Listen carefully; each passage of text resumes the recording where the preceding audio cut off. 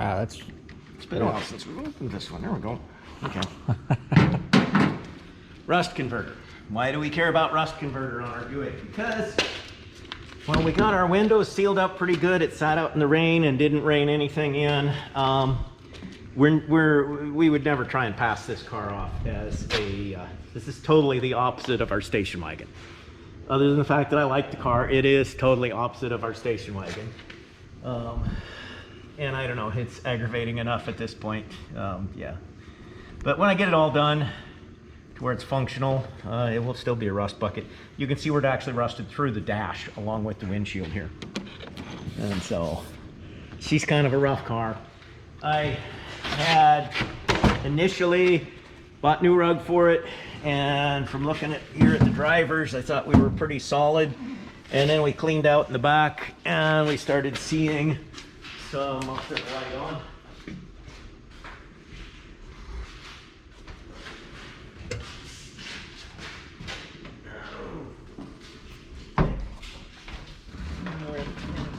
There's the light. Okay. This.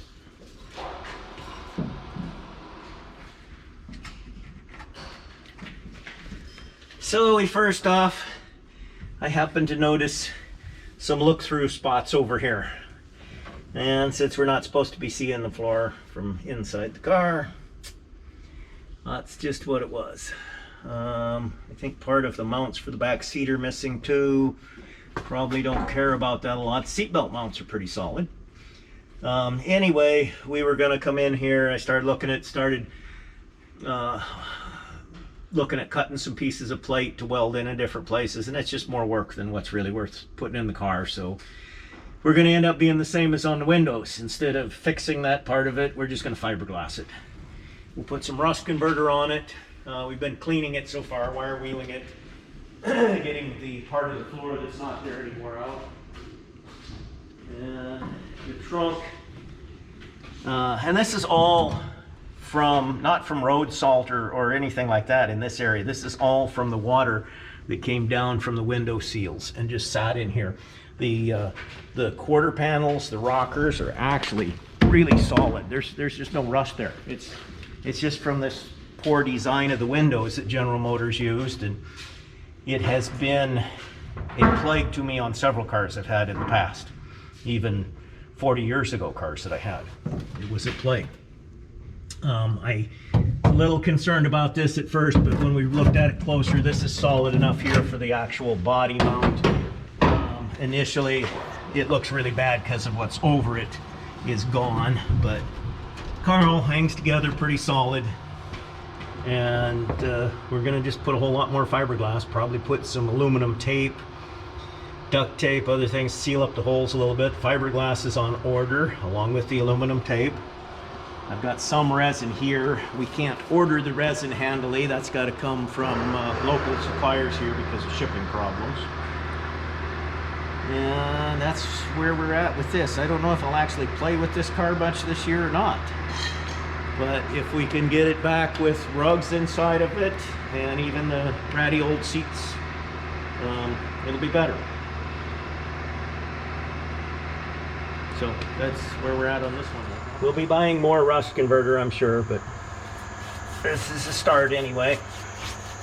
Just using a lot of, in fact, also the same thing with the fiberglass resin. There's a lot of it that I've got here from other projects, which we'll put into the mix.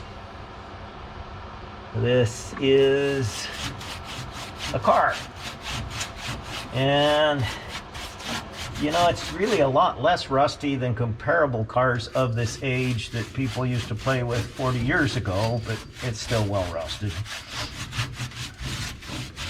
It's just a lot of work to go trying to make it really correct.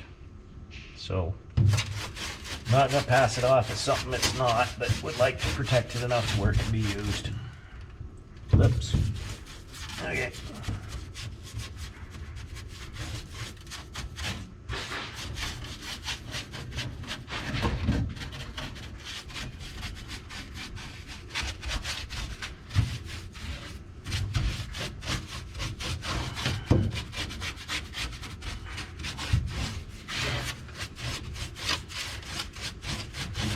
Which rust converter is that?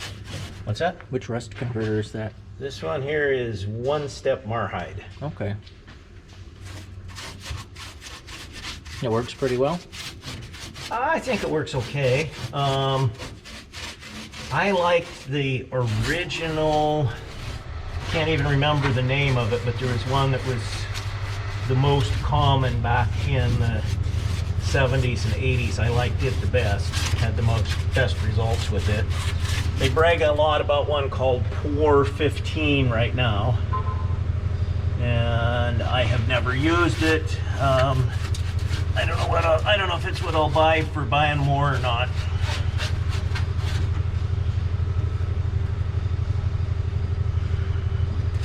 Could have a container to work out of, but just kind of slopping it around anyway. You don't want to get it too thick. Why is that? It just builds up a coating of stuff that's not really a converted rust. It's just extra thick, but not as strong. Okay. But sometimes you will see, and when you're done, you'll know, because after it sets for a little while, if it comes back up orange color again, instead of turning black or purple, then it didn't convert it. Right. It wasn't enough.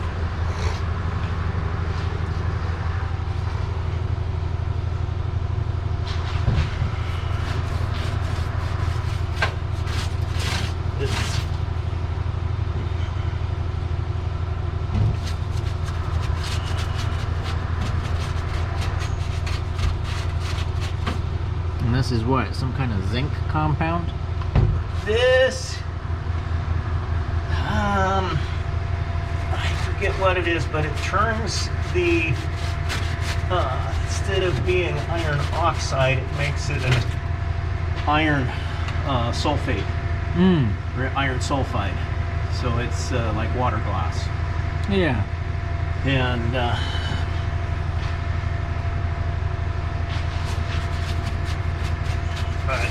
exactly, but definitely. And the thing you can get, if you have just the right amount of rust and good quality converter, it actually stays on better than most any other primer. But too thick of a coat of rust and it's just brittle and flakes off. Too thin of a coat of rust, you end up with some of this on bare metal, and it doesn't stick well to bare metal. This stuff really only works good as a converter. When it's covered over bare metal, it doesn't stick well. And that's maybe one of the things that the Pour 15, it's a combination of a converter and a sort of a primer in itself too. Well, this is a per se primer. It's not really like you normally think of as a primer. So that may be part of theirs, is their formulation might, it's more expensive, but it might be that it does more because of other stuff that's in it, rather than just doing the converting. It may do more as far as sealing, coating the part that's not rusty is what I was trying to come up with in my mind there. Yeah. There we go, yeah. Sealing part that's not rusty. I was just watching on another channel on YouTube, I was just watching a pretty thorough comparison of them, of different ones, and they did show the Pour 15, at least on their test, as doing better, which, you know, I'm not going to say that it definitely did, but I thought they did a decent comparison. What was the metric? Oh, they had coated some different plates and then painted over them, which is part of what I didn't like, is they painted over them. I was curious how all of just the converter by itself would do. Yeah. And but he had painted over them, put them outside to weather for 6 months, and then compared them. And I don't think this was one of the ones he tested. He had a couple different versions of the Rust-Oleum stuff, which I have used before. And it's what I had the last time before I bought this bottle, because the day I bought this one, I actually bought 2 or 3 of them. This is the last one of them, but it was the only stuff I could find in town that time.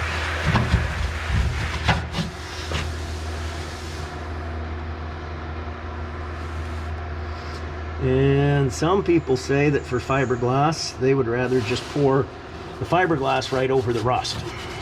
Really? Yeah. And other people say to convert it. It always made sense to me to convert it. I've actually seen some go right over the rust and stick pretty good though. So, I don't know. It's not, normally I am a weld it type of guy. And I've done the proper painting and proper priming, use the zinc chromate primer for your first primer, do all that good stuff. But this car, well, it's kind of a neat car, it just doesn't quite justify it.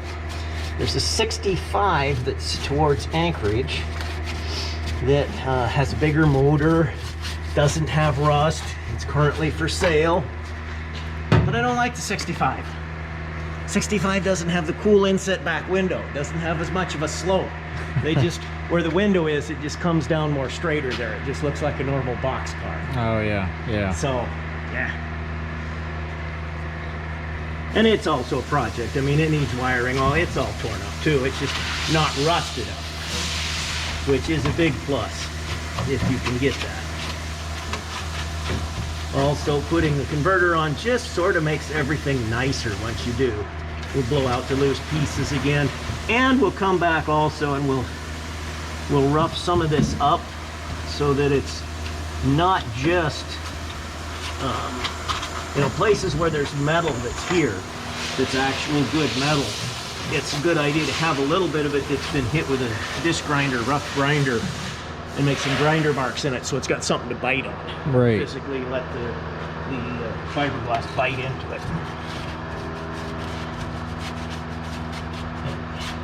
You see that right there? That's some that's already turned just the right purple color underneath. That's the finished, well, right here too. Yeah.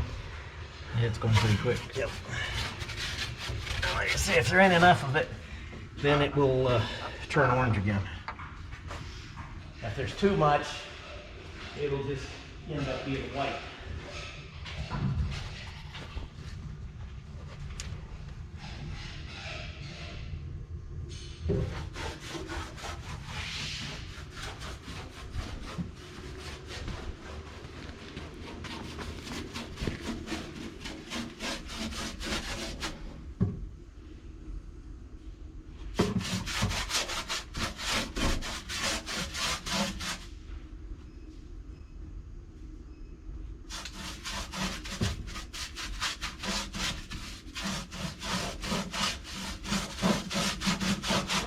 Yeah, I thought I was just going to do rust converter, some Rust-Oleum painter, maybe even just straight Rust-Oleum paint if it wasn't too bad in here, and put the rugs back in.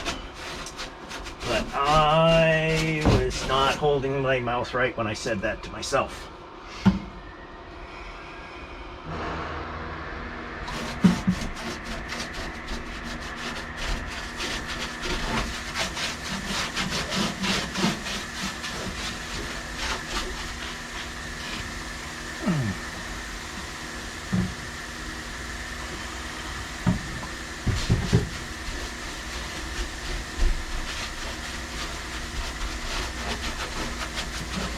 And this stuff has to set up for a day before you put paints or fiberglass or anything over it. It's a water-based product. I've done that before too. You can actually take this and either, if you've got the right spraying equipment, this is fairly thin, would probably just spray in a gun. But I've taken the thicker stuff like it used to be that I got, the ones I liked years ago, and I'd reduce it with water and spray it with a regular paint gun, which was really good. I'd spray it up inside all of the doors and things on a vehicle. Yeah.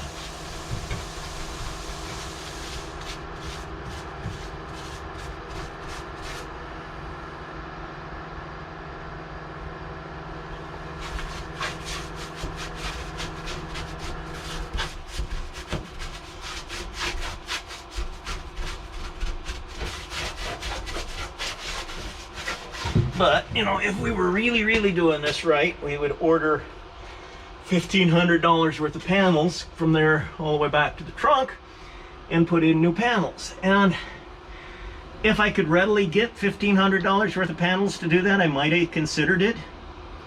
The big problem is by the time you add shipping to Fairbanks, you're looking at another $2,000 for shipping. Yeah. And also a bigger job, even if the panels are laying here. And the panels may not be in stock. A lot of the panels for the older cars, they make them as they're ordered.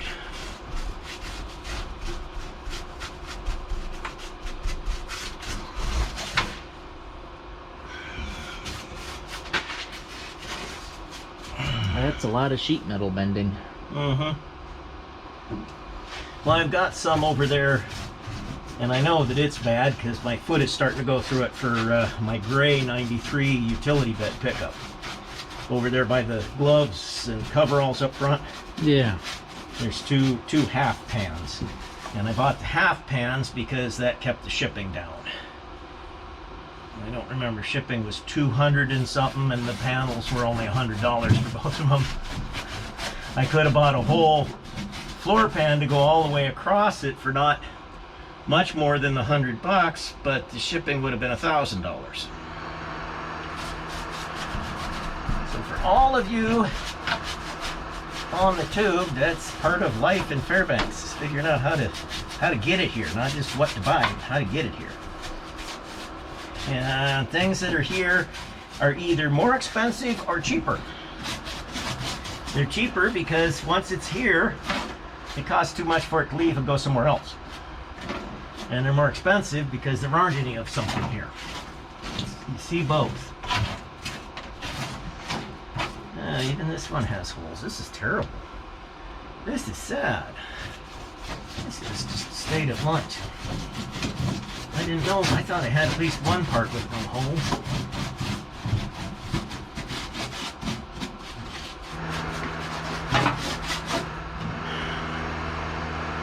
My first Malibu had a front window that was just like this one, but the back one's still sealed. And I welded metal and brazed and fixed it up. The big difference with it, though, it was only a 9-year-old car. So, and I was a young man, lots of enthusiasm and vigor for my first car. Yeah. So I put, to get the rugs for it, I bought a surplus remnant from a rug store that was sort of the right type of rug, a little bit extra height to the nap, and I paid $13 for it. And then I laid on the floor and I cut it and hand sewed it and put it all together to where it fit nicely. Now when I went to do the one for my convertible, which was similar, it was also a 68 Malibu. That was a couple years later. I again bought rug and put in there, but I was a little bit pickier and the rug cost me more money. I don't remember. I think it was close to $30 I had to pay that time.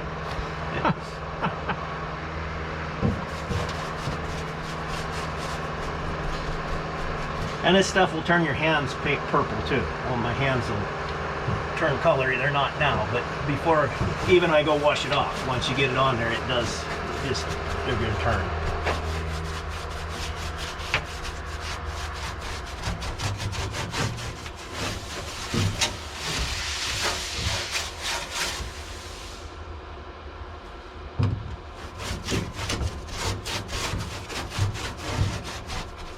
Well, guess I'll leave you to it and come take a look in a couple hours. Okay. Yeah, I don't think there's not going to make too much difference. I don't know if I'll have enough of this to do it all or not. Right. Maybe. Going further than I thought. That's one thing. It's expensive stuff. This is like a $90 bottle, but it does go a ways.